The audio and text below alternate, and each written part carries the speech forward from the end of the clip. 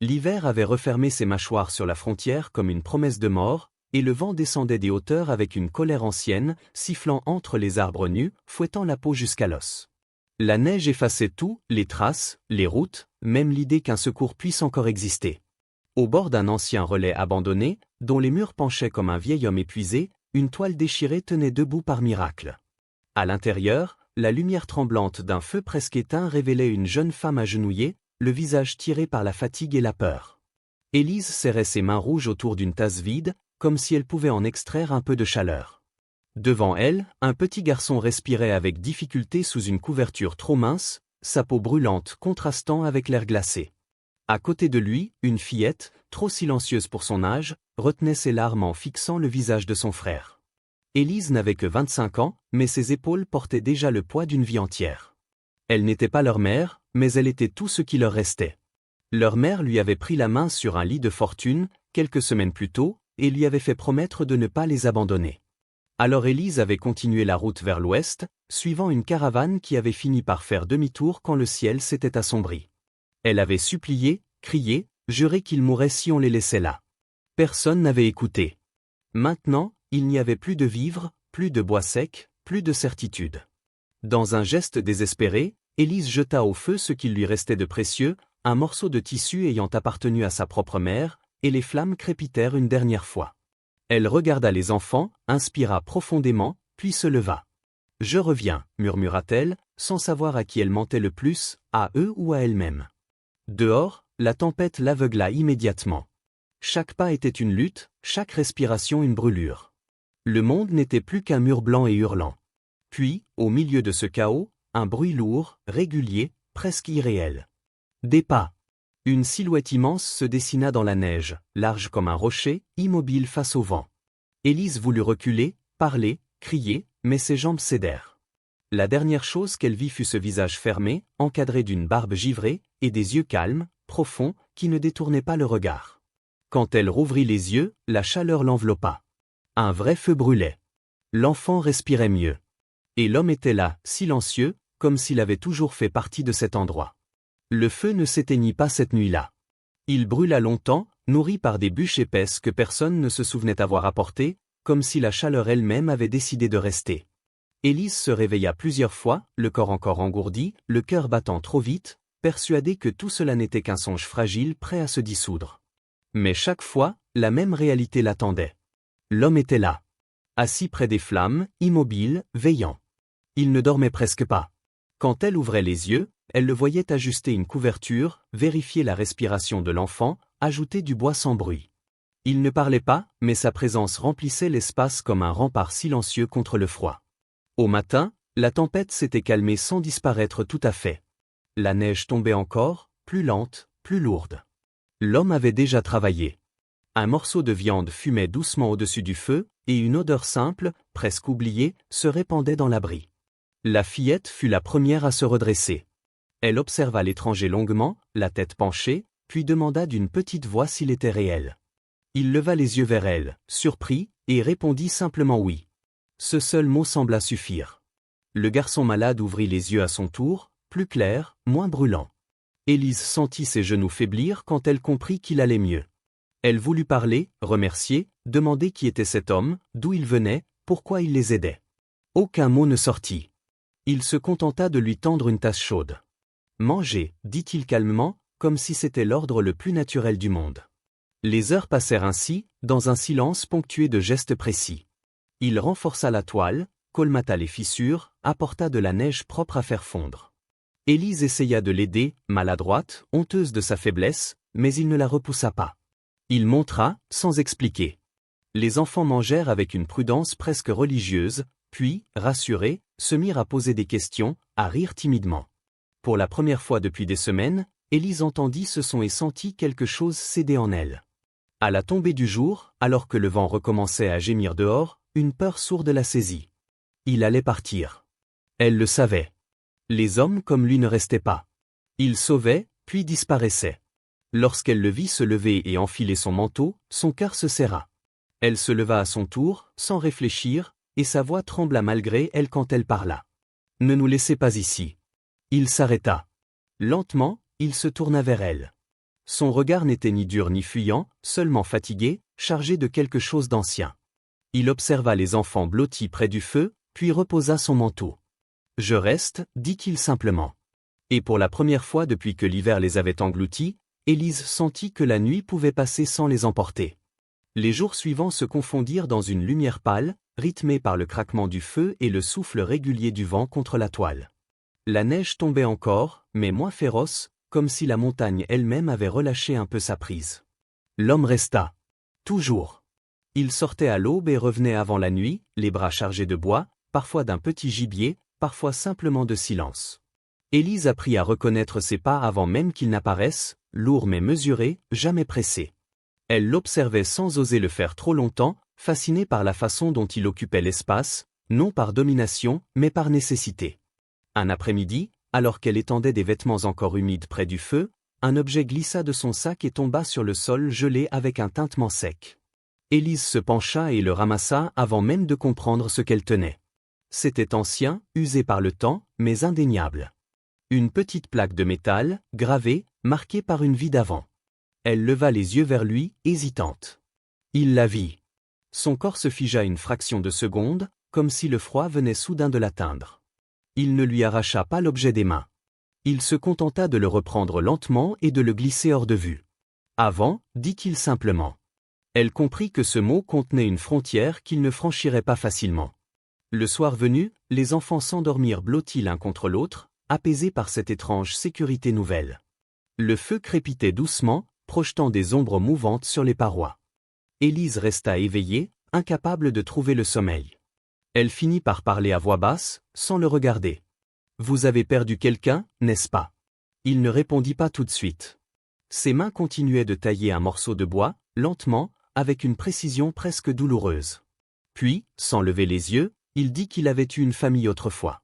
Qu'ils avaient suivi le même rêve que tant d'autres, la terre, la promesse d'un avenir. Qu'un jour, alors qu'il était parti chercher de quoi survivre, le feu avait pris. Les mots étaient rares, dépouillés, mais chacun d'eux pesait lourd. Élise sentit sa gorge se nouer. Elle ne posa pas de questions. Elle n'en avait pas le droit. À son tour, elle parla. De la promesse faite sur un lit trop froid, de la peur de faillir, de ces nuits où elle faisait semblant d'être forte pour que les enfants puissent dormir. Elle avoua qu'elle ne savait même pas si la terre qu'il cherchait existait vraiment. Le silence qui suivit n'était pas vide. Il était plein de reconnaissance mutuelle, de deux douleurs différentes mais voisines. Sans s'en rendre compte, Élise posa sa main sur la sienne. Il ne la retira pas. Il ne la serra pas non plus. Il la laissa là, immobile, comme si ce simple contact était déjà un pas trop grand. Le feu baissa, la neige tomba doucement dehors, et dans cet abri précaire, quelque chose d'invisible commença à se transformer pour le retour du monde extérieur se fit sans prévenir, un matin où le ciel semblait presque indulgent. Le vent s'était calmé, laissant place à un silence étrange, trop vaste, comme si la montagne retenait son souffle. Élise était dehors avec les enfants, tentant d'arracher quelques racines au sol encore dur, quand un bruit rompit l'immobilité. Des sabots. D'abord lointains, puis de plus en plus nets. Son cœur se serra avant même qu'elle ne voie les silhouettes apparaître entre les arbres. Des hommes à cheval, emmitouflés dans des manteaux usés, leurs visages familiers malgré les semaines écoulées. C'étaient ceux de la caravane. Ceux qui avaient fait demi-tour. Ceux qui les avaient laissés derrière. L'un d'eux descendit de selle et sourit comme on le fait à une enfant imprudente. Il parla de routes impraticables, de tempêtes pire encore plus à l'est, de décisions difficiles prises pour survivre. Puis son regard glissa vers l'abri, vers l'homme silencieux qui venait d'apparaître à l'entrée, massif, immobile, observant sans un mot. Le ton changea. On parla de danger, d'isolement, d'une vie qui n'en était pas une. Élise sentit la colère monter, lente mais ferme. Elle se plaça instinctivement devant les enfants. Elle expliqua, sans élever la voix, que cet homme les avait nourris quand il n'y avait rien, qu'il avait veillé quand la fièvre menaçait de tout leur prendre, qu'il n'avait rien exigé en retour. Les cavaliers échangèrent des regards sceptiques. L'un d'eux suggéra qu'elle ferait mieux de revenir avec eux, qu'elle n'était pas faite pour ce genre de solitude, encore moins avec des enfants. Cette fois, Élise ne trembla pas. Elle répondit que rester en vie ne suffisait pas, qu'il fallait aussi être en sécurité, et qu'ici, malgré le froid et la peur, il l'était. Derrière elle, l'homme ne bougea pas. Il aurait pu parler. Il ne le fit pas. Ce silence était un choix. Quand les cavaliers repartirent enfin, laissant derrière eux des traces vite effacées par la neige, un vide lourd s'installa. Élise resta debout un long moment, les bras serrés autour d'elle-même. Elle se rendit compte alors qu'elle attendait quelque chose, un mot, un signe. Mais l'homme se contenta de détourner le regard vers la forêt. Elle comprit. Il l'avait sauvée, protégée, mais il ne la retiendrait pas. Ce soir-là, autour du feu, les enfants racontèrent la visite avec excitation, comme une aventure de plus. Élise souriait, mais son cœur battait trop vite. Elle regarda l'homme assis en face d'elle, éclairé par les flammes, et sut que le vrai choix ne viendrait pas du monde extérieur. Il viendrait de ce qu'ils étaient prêts à risquer l'un pour l'autre. Le changement ne fut pas brutal, mais il fut impossible à ignorer. Les jours s'allongèrent, la neige commença à se retirer par endroits, laissant apparaître la terre sombre et humide, et pourtant, quelque chose se referma entre eux. L'homme partait plus tôt, revenait plus tard, parlait moins encore. Là où il s'asseyait autrefois près du feu après le repas, il restait désormais debout, occupé à des tâches inutiles, comme s'il craignait l'immobilité. Élise tenta d'abord de se convaincre qu'elle imaginait tout, que la fatigue ou la peur lui jouaient des tours. Mais son cœur savait. Elle sentit ce retrait comme une main invisible qui la repoussait doucement mais fermement hors d'un espace qu'elle avait cru partager. Un soir, après avoir couché les enfants, elle sortit de sous une couverture un objet qu'elle avait fabriqué en silence, point après point, durant les longues heures de veille. Une écharpe épaisse, grossière mais chaude, faite de laine récupérée, pensée pour les matins mordants et les vents traîtres. Elle la lui tendit sans emphase, presque timidement, comme on offre quelque chose sans être sûr d'y avoir droit. Il la regarda, puis secoua lentement la tête. « Je n'en ai pas besoin. » Sa voix n'était pas dure, mais elle était fermée. Élise sentit la chaleur lui quitter le visage. Elle replia l'écharpe avec soin, comme pour ne pas froisser davantage ce qui venait de se briser, et demanda doucement pourquoi il mettait tant de distance entre eux. Il resta silencieux longtemps, puis finit par parler, non pour se défendre, mais pour avouer. Il expliqua que la perte qu'il avait vécue l'avait vidé de toute illusion, que s'attacher à nouveau revenait à inviter la douleur à s'installer, tôt ou tard. Aimer, pour lui, était devenu synonyme de perdre. Élise écouta sans l'interrompre. Quand il eut fini, elle ne supplia pas, ne se mit pas en colère. Elle hocha simplement la tête, acceptant ce mur qu'il dressait, même s'il la blessait. Ce soir-là, elle s'endormit contre les enfants, leur murmurant une vieille chanson apprise autrefois, la voix calme malgré les larmes silencieuses. Dehors, l'homme resta longtemps immobile, entendant chaque note, comprenant trop tard que ce qu'il tentait de fuir était déjà là, bien vivant, et que le vrai danger n'était peut-être pas de perdre encore, mais de refuser ce qui lui était offert. La tempête revint sans prévenir, comme si l'hiver refusait de céder sa place. Le ciel s'assombrit dès la mi-journée, l'air devint plus dense, chargé d'une odeur métallique qui annonçait la neige lourde. Élise avait pris la hache pour aller chercher du bois avant que le froid ne se referme de nouveau, promettant de ne pas s'éloigner. Les heures passèrent. Le vent se leva. Les premières rafales secouèrent la toile, et les enfants cessèrent de jouer pour se rapprocher du feu. L'homme leva la tête, l'inquiétude lui traversant le visage avant même qu'il ne l'admette. Il sortit, scruta la lisière des arbres, n'aperçut rien. La neige commença à tomber en larges flocons serrés. Il attendit encore, comptant les minutes comme on compte des battements de cœur. Puis il sut. Il enveloppa les enfants dans des couvertures, leur parla avec une fermeté nouvelle, leur demandant de rester à l'intérieur quoi qu'il arrive. Il prit la lanterne, la hache, et s'enfonça dans le blanc. La forêt n'était plus qu'un labyrinthe mouvant. Il appela son nom encore et encore, sa voix avalée par le vent.